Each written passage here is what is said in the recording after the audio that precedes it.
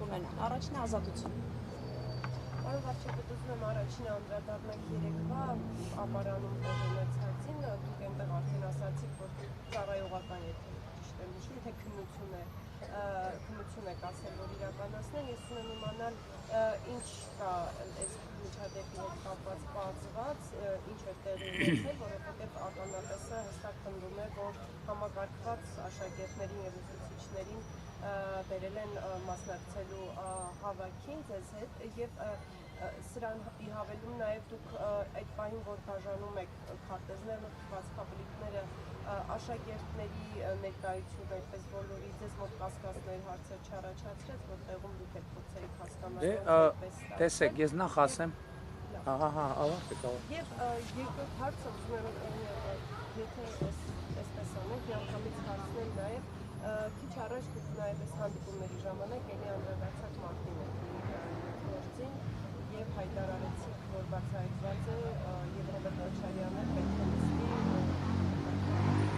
տարբերակ չկա, միջավայրով նաև անդրադառնում եք Գագիկ Ծառուկյանի հետախուզման մեջ գտնվող տղային և դեպին ասում եք, որ հնարավոր բերեք և նստացնեք, դուք սրան զուգահեռ մշտապես ասում եք, որ իրավական գործընթացներին չեք խախտում, գործ չունեք և որևէ ձև չեք միջամտում։ Արդյոք սա միջամտություն չէ, որ դուք հարթակներից նման հայտարարություններ եք անում։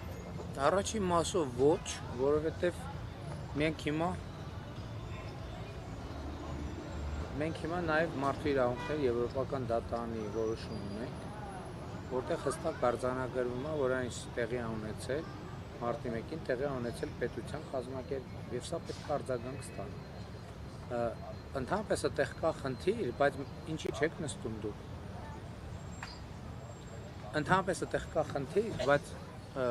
կա նաև խնդիր մեկ ուրիշ կողմից։ Մարդիկ ինձնից են պատասխան պահանջում եւ մարդկանց մոտ տպավորություն է, թե ես կուլիսային պայմանավորվածությունների մեջ ներգրավված ինդուլգենցիաներ եմ բաժանում Ռոբերտ Քոչարյանին, Գագիկ Ծառուկյանին, մեկին մյուսին։ Ես ասում եմ, որ արդարադատությունը պետք է հասնի։ Ի վերջո մարտի 1-ը լավ, ասենք, ու նաև ելույթում ասացի, որ այնտեղ որտեղ առավել եւս եւ ես անձնական որևէ առնչություն ունեմ, ես կրկնակի երրակի քառակի անգամ եմ փորձում ակտիվություն չցուցաբերել, բայց այնուամենայնիվ քաղաքական պատասխանատվությունը մնում է ինձ վրա եւ հիմա կա մարդու իրավունքների եվրոպական դատարանի որոշումը եւ պետք է այդ որոշումը հասցեագրվի, հնարավոր չի, որովհետեւ մարդու իրավունքների եվրոպական դատարանը մեր իրավական համակարգի մաս է եւ պետք է մեղավորները պատժվեն։ Եվ դուք չեք ինձ ասում բանը ինչի հիման վրա եմ ասում, որ մարտի 1-ը բացահայտված է։ Բացահայտված է, որովհետև քրեական գործում բոլոր նյութերը կան, բոլոր փաստերը կան եւ պարզա, որ մարտի 1-ը Ռոբերտ Քոչարյանի կողմից կազմակերպված իրադարձություն է այդ ամբողջը եւ պետք է պատասխան տա միանշանակ։ Միանշանակ պետք է պատա, ես չեմ միջամտում, դա որպես քաղաքացի եւ քաղաքացիների ներկայացուցիչ իմ ակնկալիքն է, որ պետք է հասցեագրվի։ Բայց ասենք ինչքան կարելի է, կներեք դուք ինչ չեք նստում, համեցեք։ Եկեք կգտնենք տեղ։ Մի քիչ նեղ տեղափոխվեք դուք մի հատ կարակ նույնիսկ այդ բարձը հանեք, եթե տարբերակ կա։ Այսինքն ես ձևակերպում եմ մարդու իրավունքների եվրոպական դատարանով արձանագրված անհրաժեշտություն։ Ինչ վերաբերվում է 3 ապարանի իրավիճակին, ես ասեմ, որ ի սկզբանե ինձ հետ հուզել է եւ ասեմ նաեւ, որ այն դպրոցները, որի հետ կապված խնդիր կա, դիմում են գրել աշխատանքից ազատման, բայց նաեւ որպեսզի չստացվի, որ մենք պահի տակ, էմոցիայի տակ ինչ-որ հանկարծ որևէ մեկի նկատմամբ անարդար վարվենք, որովհետեւ տարբեր մեկնաբանություններ եղան, տարբեր բարձրարաններ, մենք հիմա ծառայական քննություն կիրականացնենք եւ այնտեղ որտեղ պարզի, որ ապօրինի հրահանգ ա եղել, միանշանակ կազատվենք։ Այս վերջերս ընդհանրապես ես ասեմ, որ այս վերջերս դիտորդների հետ մի զրույց եմ ունեցել, ինձ հարց տվին, ասին 8 տարիա վարչապետ եք, ոնց եք խուսափելու վարչական ռեսուրս օգտագործելու մեղադրանքից, եւ ես իրենց ասացի կհավատաք, ես ատում եմ վարչական ռեսուրսը եւ դա ճշմարտություն է, որովհետեւ այդ թվում այնտեղ որտեղ կա նմանատիպ երևույթ, դա ինձ հնարավորություն չի տալիս քաղաքացիների հետ ավելի անմիջական շփվել եւ զգալ քաղաքացիների էմոցիաները։ Ես այսօր քաղաքացիների հետ մարդիկ իրանց տներից իջնում են եւ խոսակցություններ են տեղի ունենում, որոնք ինձ այնքան հուզում են, որ ես նույնիսկ ելույթի ժամանակ չեմ կարողանում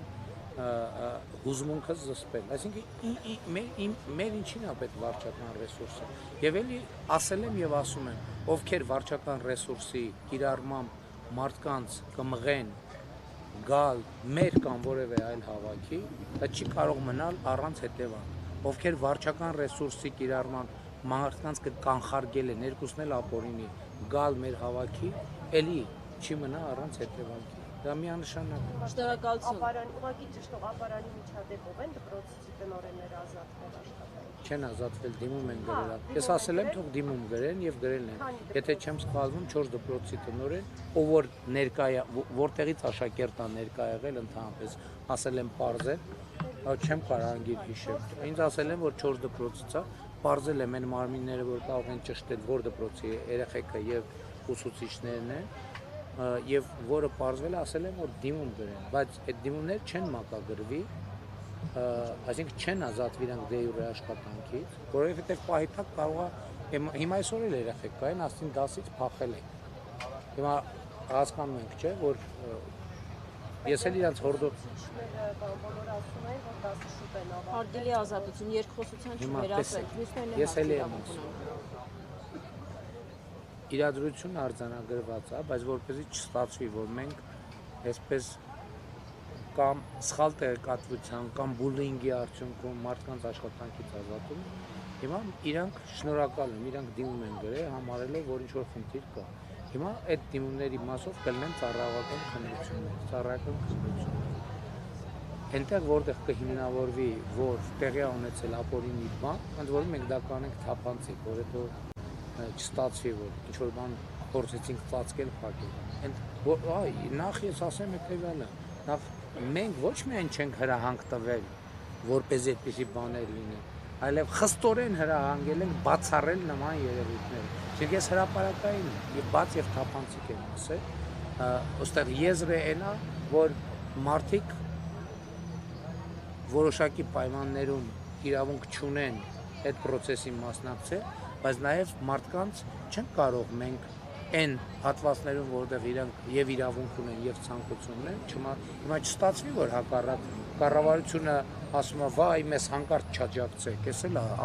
այսինքն մեզ նաև կարա պրովոկացիան մեզ այդ դաշտ մղեն։ Ես գիտը դնում եմ օրենքի, որ օրինակ ուսուցիչը իրավունք ունի քաղաքական ակցիային, միանշանակ իրավունք ունի, բայց հարցը այն է, հենց դա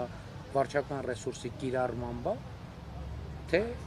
կամ օրինականության շրջանակներում, թե ապօրինային, այնտեղ որտեղ օրենքը չի խախտվել, մարդիկ իրավունք ունեն մասնակցել ցանկացած հավաքի, ինչ հավաքի, որ իրանք ուզում են մասնակցել։ Իսկ այնտեղ որտեղ օրենքը խախտվել է, կլինի հետևանք։ Հիմա ես բարդ թափանցիկ ասում եմ, մենք կոնկրետ տնօրենները դիմում ենք գրել, բայց մենք այդ դիմումները չենք մակագրի, այսինքն իրանք չեն ազատվի աշխատանքից, մինչև այն պահը, երբ որ մենք կարձանագրենք ապօրինության փաստ։ Եթե չենք արձանագրի ապօրինության փաստ, այդ մարդիկ կշարունակեն աշխատել։ Եթե առանձին կարճ ասածում գործողություններում ապօրինության փաստ կարձանագրենք,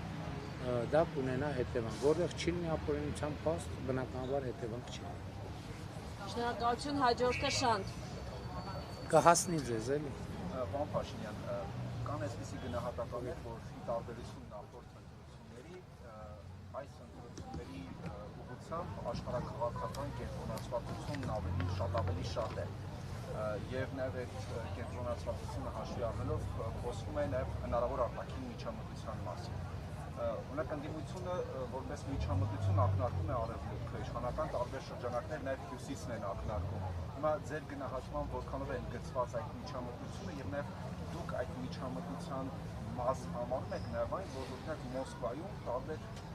կուսակցության ղեկավարներ հայտարարում են, որ անկախ ընտրությունների արդյունքներից Նիկոլ Փաշինյանի պահանջում են, որպեսզի չընդունեն Մոսկվայում։ Գիտեք, ես նախ հետևյալը ասեմ, որովհետև եւ քաղաքական process-ի մասնակից ուժեր, եւ մեկնաբաններ, եւ Հայաստանից դուրս գտնվող մեկնաբաններ կամ քաղաքական գործիչներ փորձում են այս ընտրություններին տալ աշխարհաքաղաքական ենթատեքստ կամ համատեքստ։ այս ընտրությունները աշխարհաքաղաքական ենթատեքստ կամ համատեքստ ընդհանրապես չունի։ Չէր էլ կարող ունենալ մի պարզ տրամաբանությամբ։ Հայաստանը որդեգրել է բալանսավորված եւ բալանսավորման քաղաքականություն։ Եվ մեր քաղաքականությունների մեջ ոչ մի դավադրություն, ոչ մի այսպես ասած ընդդեմ գործողություն չկա։ Մենք շատ թափանցիկ կերպով ասում ենք եւ ասել ենք, որ մենք կարծում ենք, որ մեր ժողովուրդը պետք է այլ ընտրանքներ ունենա։ Հայաստանը եւ ժողովուրդը միշտ պետք է այլ ընտրանքներ ունենա։ Կա Եվրոպական միություն, կա Եվրասիական տնտեսական միություն, կա դրանից դուրս process։ Մեր ժողովուրդը պետք է այլ ընտրանք ունենա։ Հիմա եւ մեր ժողովուրդը պետք է որոշի, հնարավորություն ունենա որոշելու, թե որ ռազմավարությունն է իր համար ամենահեռանկարայինը ու ձեռնտու։ Եվ դա մենք հայտարարել ենք թափանցիկ եւ դա իրականացվում է։ Եվ աշխարհաքաղաքական համատեքստ չկա, որովհետեւ մենք բալանսավորված եւ բալանսավորման արտաքին քաղաքականություն ենք վարում։ Եվ երեք էլ ապարանում ունեցած ելույթում ես ցանկացա, որ այդ համատեքստը շատ պարզ լինի եւ հիմա հնարավորություն ունեմ այդ բան անել, այդ քաղաքականությունը նորից բացատրել ու մեկնաբանել։ Այս պատկերացնենք Հայաստանի Հանրապետությունն այս բաժակը կամ Հայաստանի Հանրապետության շահերն են եւ ինքը հենված է բազմաթիվ կշերքների վրա, բազմաթիվ կշերքին նժարների, բազմաթիվ կշերքը մեր մոտ սովորաբար երկու նժարաններ են։ Հիմա պատկերացրեք այդ նժարը բազմաթիվ են, 10-ը, 20-ը, 30-ը եւ որպեսզի Հայաստանը իր շահերը սպասարկի, պետք է հարթություն լինի, որ այս բաժակը կայուն իրավիճակում մնա։ Երբ որ մենք տեսնում ենք, որ նժարի մի կողմը շատ ծանրանում է եւ կարա շուռ գա բաժակը, մենք մեր քաղաքականությունը բալանսավորում ենք, որպեսզի հավասարակշռությունը եւ հարթությունը պահպանվի։ Սրա մասին է խոսքը։ Այստեղ նեղվելու վիճաբանություն սարքելու ոչ մի տրամաբանություն չկա։ Եվ ես ինչպես ասել եմ, մենք վիճաբանության մեջ չենք մտնելու։ Եվ հիմա նաև ես չգիտեմ, ես առիթ ունեցել եմ ձեզ պատմել, թե չէ։ Ռուսաստան կատարած այցից մեկի ժամանակ մեր գործընկերներից մեկը ասաց հենց հանդիպման ժամանակ ասաց, որ Հայաստանը Եվրամիության հետ համագործակցությամբ վնաս է հասցնում, ասենք օրինակ Ռուսաստանի շահերին։ Ես լսեցի եւ ասացի շատ լավ։ Ես ասել եմ, որ մենք Ռուսաստանի շահերին վնասելու ոչ մի մտադրություն, ցանկություն չունենք եւ վերահաստատում ենք։ Բայց հիմա դուք պնդում եք անում։ Խնդրում եմ ինձ պատվիրակությանը նայել, բոլորին ներկայացրեք մի օրինակ, որտեղ Եվրամիության հետ մեր համագործակցությունը Ռուսաստանի շահերին հասցրել է առարկայական վտանգ։ Եվ հասկանալի է, չէ՞ որ սեղանի շուրջ նստված մարդը առավել քան լուրջ լրջագույն մարդկանց հետ մենք գործ ունենք։ Եվ գիտեք ինչ էր պատասխանը։ Լռություն։